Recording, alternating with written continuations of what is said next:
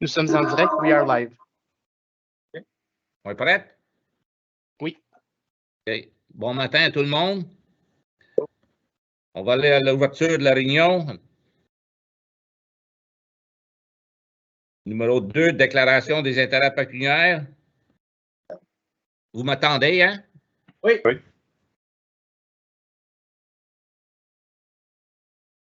Il n'y en a pas. Numéro 3, adoption de l'ordre du jour. Il y a 5.2 a été ajouté. Oui, ça va être la présentation des projets pour 2022, M. le Président. C'est un item qui avait été inscrit à l'ordre du jour de la dernière réunion, que le comité n'avait pas eu le temps de passer à travers, donc je vais simplement l'ajouter. C'est un oubli de ma part lorsque j'ai préparé l'ordre du jour. Merci. Proposeur, appuyeur. M. Lafleur, M. Saint-Amour. Tout le monde en faveur? Adopté. Pétition et délégation, il n'y en a pas? Non.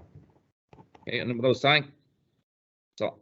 Sujet 5.1, mise à jour de la révision du plan officiel. M. Provost. Oui, merci, M. le Président, membre du comité. Je vais demander l'aide de Mme Lefebvre avec ce sujet. C'est son dossier.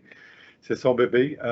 Juste d'entrée de jeu, on a été obligé de modifier un petit peu le déroulement des choses. On était supposé d'avoir la présentation du consultant Hanson Consulting pour présenter les projections démographiques à la réunion du comité plénier ce matin.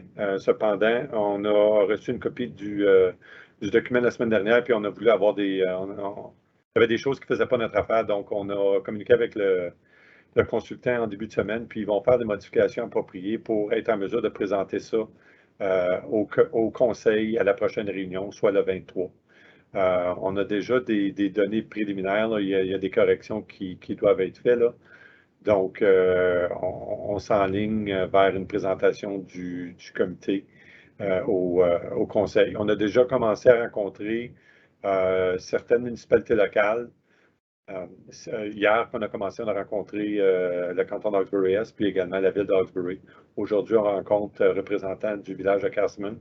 Puis cette semaine, on rencontre également la Nation, puis la cité Clarence-Rockland. Donc, pour parler des données, l'ébauche de données qu'on a reçues, qui devraient probablement changer, mais au moins, en grosso modo, on sait où on s'enligne avec ça.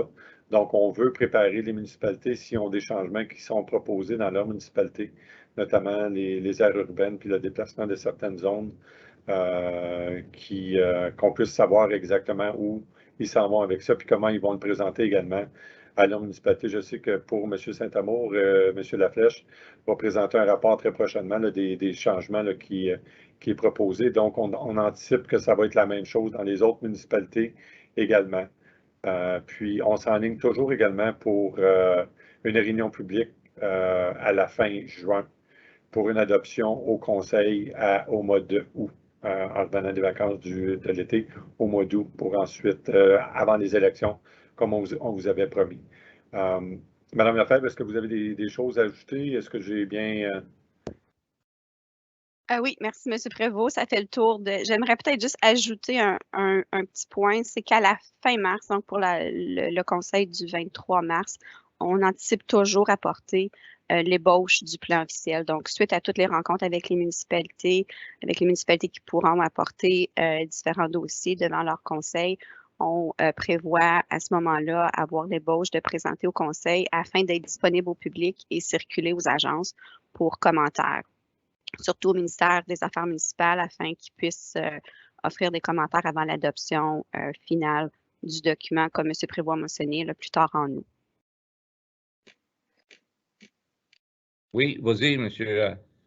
Parazin. Merci, M. Kirby. M. Prévost, j'avais une question. On parle de... Est-ce qu'on dit que la prochaine réunion va être le 23 mars ou est-ce qu'on peut confondre parce qu'il va en avoir une aussi le 23 février? Le 23 février, ça va être la réunion publique, M. Sarrazin, pour présenter l'amendement pour les détachements de terrain. Strictement, c'est pour ça. Puis il va y avoir également la présentation du consultant Hanson des résultats de l'étude. Au mois de mars, on va présenter la première ébauche là, du document qu'on se doit pour être en mesure de présenter ça au public plus tard. Puis une autre question que j'avais, M. Prévost, c'est, tu sais, tantôt vous avez dit les rencontres avec les municipalités. Je n'ai pas entendu le nom d'Alfred Plantagenet. C'est-tu parce que vous avez déjà eu la rencontre ou? Non, Mme Lefebvre, elle peut préciser. C'est cette semaine, je ne me trompe pas, ou en début de semaine prochaine. Là. C'est jeudi la semaine prochaine avec Jeudi, la Alfred semaine prochaine. Plantagenet. OK, puis je me demandais, là, tu sais, c'est-tu juste une rencontre avec notre urbaniste ou c'est avec notre administration, directeur général, puis autres départements qui sont plus ou moins impliqués dans ces décisions-là? C'est une bonne question, M. Sarrazin. On a lancé l'invitation aux urbanistes, mais comme hier avec Alfred, Hawkesbury S, on a rencontré l'administration, puis M. Kirby était là également. Donc, nous autres, on est ouverts, là. Il n'y a pas de problème si d'autres membres de l'administration qui veulent être présents lorsqu'on va présenter, parce qu'on présente les données là, d'Amson comme tel pour voir les changements qui sont anticipés avec ça. Donc, on est ouvert à ça. Il n'y a pas aucun problème. Donc, si je comprends bien, on pourrait être, comme moi, je pourrais être présent, notre directeur général et notre urbaniste à cette rencontre-là. Oui, si vous le souhaitez, je veux dire, vous êtes maître chez vous, donc je ne suis pas pour contrôler l'agenda qui va être là, c'est sûr et certain. Est-ce qu'il y a une heure spécifique de déjà ciblée? On parle de jeudi prochain. Est-ce que vous avez déjà ça au calendrier? Oui, on pourrait communiquer ça avec vous après la réunion, M. Sarrazin. Mais merci beaucoup pour l'information. Oui, vas-y, M. Saint-Amour. Okay, merci, M. le Président. OK. Amson, est-ce qu'ils vont mettre en contexte? Aujourd'hui, le 9 février, Statistiques Canada sort leur recensement pour la population, les changements de population dans le Canada.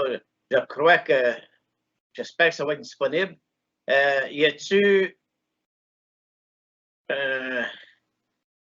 Envisage-tu de le regarder et modifier s'il y a besoin? Je vais laisser Mme Lefebvre répondre à ça. C'est une bonne question, M. Saint-Amour. Je sais qu'eux, ce sont des modèles donc de prédiction, puis ils nous ont indiqué que s'il y avait lieu de changer de l'information à ce moment-là, ils étaient ouverts à le faire durant le processus de révision. Okay. Mais on peut préciser la question avec eux, évidemment.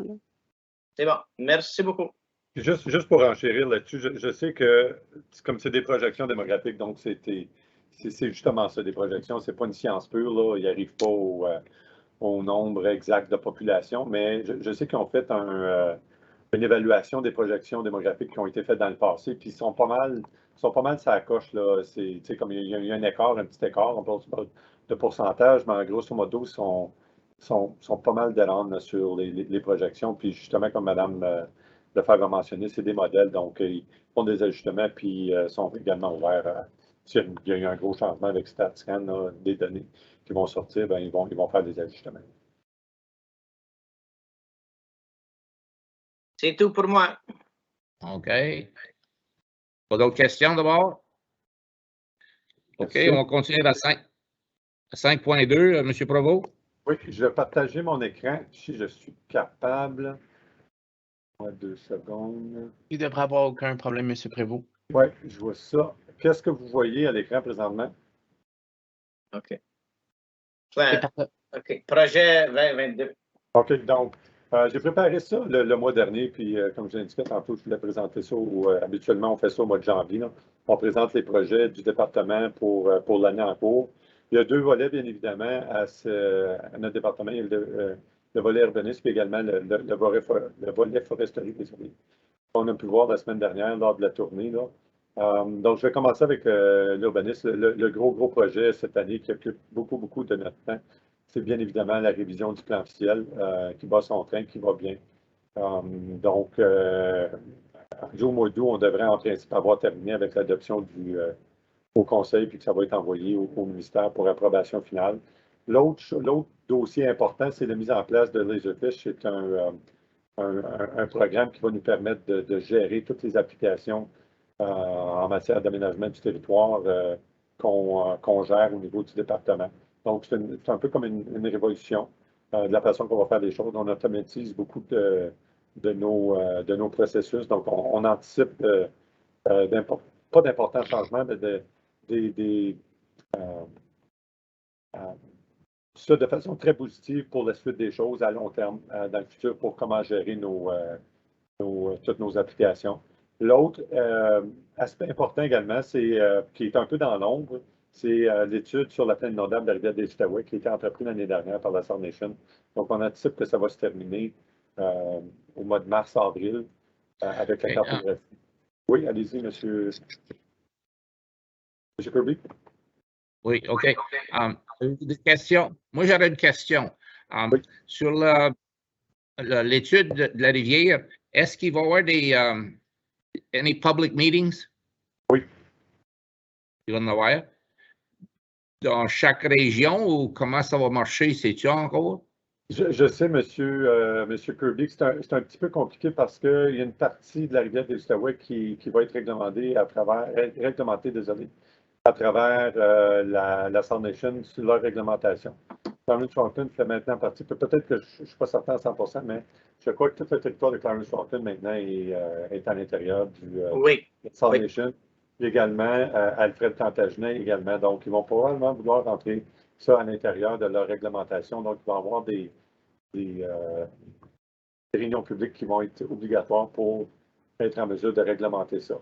Au niveau du canton de Champlain, d'Hawkesbury et également de East Hawkesbury, ils ne font pas partie de la Sound Nation. Donc, nous, notre intention, c'était d'introduire cette nouvelle cartographie-là à même les réunions publiques dans la télévision du plan officiel. Donc, à savoir s'il va y avoir des réunions spécifiques pour ça dans chaque municipalité, là, ça reste à vérifier, M. Kirby. Mais l'intention, c'est de présenter ça dans le cadre de la révision du plan officiel. Ça va être disponible pour la révision du plan officiel. Parce que moi, j'ai beaucoup d'appels là-dessus de ma région, et c'est pour ça que je demande cette question-là. Okay, je vais tenter d'obtenir plus d'informations, M. Kirby, vous revenir à ce sujet-là.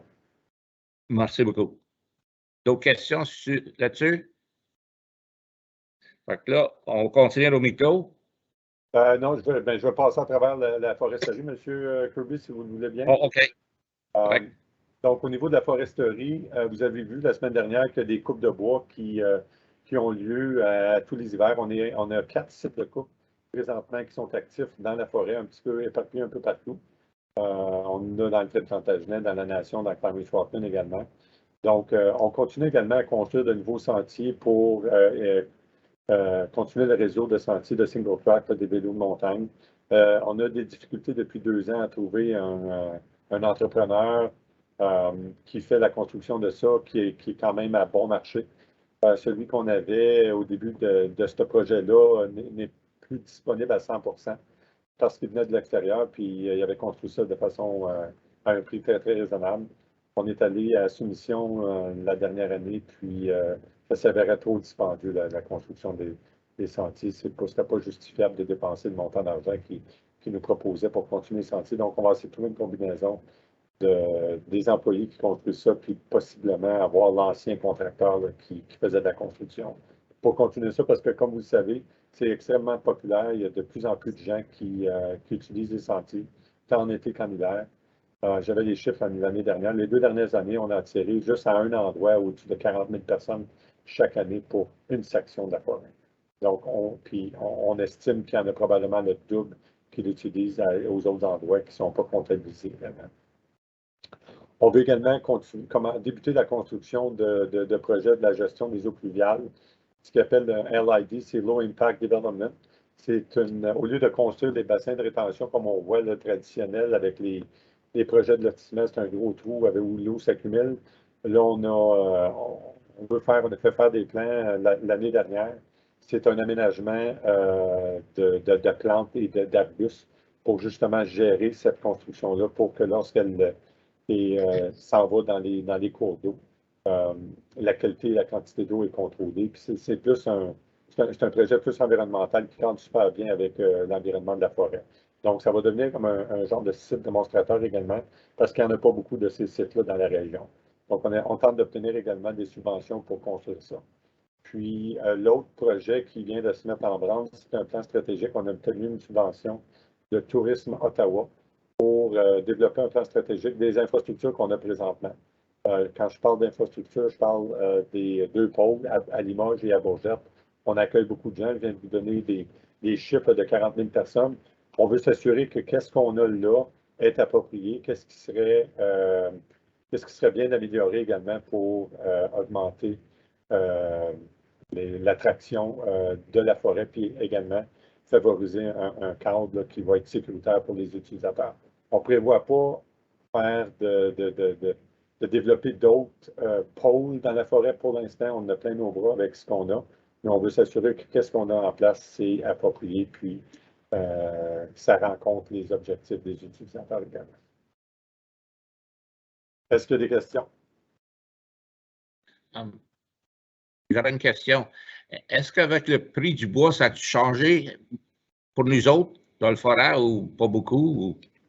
Je vais vous dire, Monsieur le Président, que ça n'a pas changé beaucoup. Ça a pas mal été stable depuis de nombreuses années. On est satisfait de ce qu'on peut obtenir du prix du bois. On a également une combinaison de bois d'œuvre, les pins rouges, puis on a également ce qui est très, très payant pour nous, c'est lorsque des coupes de bois, que des pôles d'hydro qui sont ciblés. Donc là, on paye le contracteur pour couper la tige, la pôle, qui nous l'amène au bord du chemin, puis nous, on a un contrat avec un contracteur pour l'acheter, donc c'est beaucoup plus payant pour nous de fonctionner comme ça. On fait ça depuis de nombreuses années d'ailleurs. Donc, on est très satisfait avec les prix qu'on reçoit. D'autres questions? J'aurais une question, M. Kirby. Oui, M. Sarrazin. Merci, M. Kirby. M. Prévost, je me demandais, quand on parle de possiblement embaucher une firme de consultants pour le plan stratégique, est-ce qu'on va fonctionner par invitation? Parce que ma question, plus ou moins, est-ce qu'il y a des consultants de plan stratégique qui se spécialisent dans différents domaines ou est-ce que c'est quelque chose qu'on va juste faire une publication sur notre site web puis on va aller en tender? On est allé à la soumission, Monsieur le Président, M. Sarrazin. On a déjà embauché un consultant, puis c'est l'équipe de Mme Lavigne qui s'est occupée de ça. Ils ont invité des firmes à soumissionner, puis oui, il y en a qui se spécialisent là-dedans. On a embauché la firme de Raymond Chabot, Grant Thornton. On pourrait penser que c'est des comptables, ils font simplement de la vérification, mais ils ont acheté plusieurs consultants au cours des dernières années, puis il y a des gens qui se spécialisent avec une vingtaine d'années d'expérience, justement, dans la préparation de plans très similaires à ce qu'on va avoir. Donc, on a eu une première rencontre la semaine dernière, puis on a été très satisfaits de ces gens-là. Ils viennent d'ailleurs visiter nos sites le vendredi. Puis l'échéancier est très, très court parce qu'au niveau de la subvention, là, donc d'ici la mi-avril, fin avril, on devrait avoir un plan stratégique là, en main pour ça. Merci pour l'explication. Est-ce que je comprends? On a participé à probablement quelques-uns des présentations de consultants de plans stratégiques. Puis j'imagine que oui, dépendant du sujet puis du dossier, il y a des firmes qui spécialisent dans certains domaines. Merci pour l'explication. Et puis je sais, monsieur, juste pour ajouter là-dessus, monsieur Sarrazin, je sais que vous essayez de développer également votre belle forêt là, dans Alfred. Donc, ça serait peut-être quelque chose à envisager. Ce n'est pas tellement dispendieux non plus. Là. Ce qu'on fait, c'est bien que la forêt, c'est beaucoup à plus grande échelle que le parc à Alfred. Mais si vous désirez développer là, avec tout le potentiel qu'a votre forêt, moi c'est quelque chose que probablement je vous recommanderais là, de regarder à court terme là, pour voir si vous en allez dans la bonne direction avec ça. Bien, merci beaucoup pour les recommandations, M. Prévost. Et M. Saint-Amour. Merci. Monsieur Louis, ils ont-tu eu une sorte de guideline comme scope of work qu'ils peuvent faire? Parce que moi, là, je retourne dans les années antérieures. T'en rappelles-tu du projet qu'ils avaient présenté le long de la rivière Outaouais? Ouais, là, ils parlaient à des spots, là, puis les autres, ils ne parlaient pas en 1000 pièces. Ils parlaient en millions. Est-ce que on va-tu dépenser des sous là, pour une niaiserie comme ça? Non, non, du tout, monsieur Saint-Amour. Puis je suis content que vous posiez cette question-là parce que moi, je suis bien partant à faire des plans, là, mais il faut quand même que ça soit pratique, ces choses-là, puis que ça soit utile. en bout de ligne. Donc, ce que j'ai mentionné tantôt, c'est qu'on n'a définitivement pas l'intention de développer d'autres infrastructures ailleurs dans la forêt. On veut se concentrer sur ce qu'on a. Le mandat, c'est de vérifier ce qu'on a présentement, ce qui pourrait être amélioré justement pour augmenter l'achalandage, bien évidemment, puis voir quel autre genre de service la population désire avec la forêt. Le mandat est très clair on se concentre sur ce qu'on a présentement pour voir comment on peut améliorer nos infrastructures. Merci. Parce que je suis toujours d'avis que c'est bien beau de développer des choses, mais quand tu n'es pas capable de les gérer en bout de ligne, ça ne vaut même pas la peine de les entreprendre. Donc, soyez pas inquiets avec ça. OK. D'autres questions? OK. On va aller au micro, là, monsieur. Il n'y a pas de sujet à huis clos, monsieur Kirby. Pardon? Il n'y a pas de sujet à huis clos d'inscrit. C'est strictement là à l'ordre du jour. Peut-être qu'il y en a un à mi-clos. Oh. You're very humorous this morning. Monsieur le Président, moi, je suggérais de ne pas répondre à ça. OK, correct. Merci pour l'avis. Y avait-il d'autres choses d'abord, M. Provost? Non, à moins que vous ayez des questions, membres du comité, là, ça fait le tour. Ça fait différent un peu des dernières réunions où ça a duré toute l'heure. Donc, si on avait eu la présentation du rapport d'Emson, ben, on vous aurait briefé avant. Là, ça aurait été un petit peu plus long, mais on remet ça à la prochaine réunion du conseil. Donc, j'ai pas rien d'autre. OK. Pas de questions, pas d'autres questions des membres? OK. On va faire la fermeture. La prochaine réunion, monsieur, ça va être, monsieur le Président, ça va être le 9 mars, juste avant le plénier. OK. Proposé par M. Saint-Amour, appuyé par M. Sarrazin. Tout le monde en faveur? OK, merci. Merci beaucoup. Bonne journée. Merci. À tantôt.